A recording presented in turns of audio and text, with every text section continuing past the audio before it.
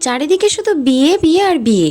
এই বিয়ের জন্য আজ তোমাদের একটা দর্পণের ওপর কাজ করে দেখাতে চলেছি। আসলে দর্পণটা ছিল আমার মামার বিয়ের জন্য মামাকে দেওয়া গিফট। আর কিছু করার সময় পাইনি, শারীরিক অসুস্থতা, নানা রকম সমস্যার জন্য অনেক দিন ভিডিও দিতে পারিনি, তার জন্য ক্ষমা চাইছি। প্রথমেই দর্পণটাতে প্রাইমার কালার করে নিয়েছি।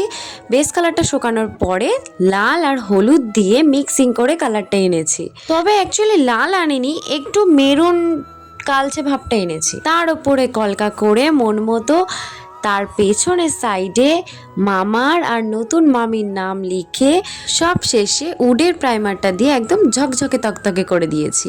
কি জেল্লা দিচ্ছে দেখো একবার। এই দর্পণটি শুধুমাত্র একটি সজ্জা নয়, এর একটি প্রতীকী অর্থও রয়েছে এবং এটি প্রাচীনকাল থেকেই ব্যবহৃত হয়ে আসছে। এই দর্পণটি শুধু একটি আয়না হিসেবেই দেখা হয় না, বরং এটি বর ও কনের মধ্যে যে শুভ ও মঙ্গলময় সম্পর্ক গড়ে উঠবে তার প্রতীক হিসেবেও কাজ করে।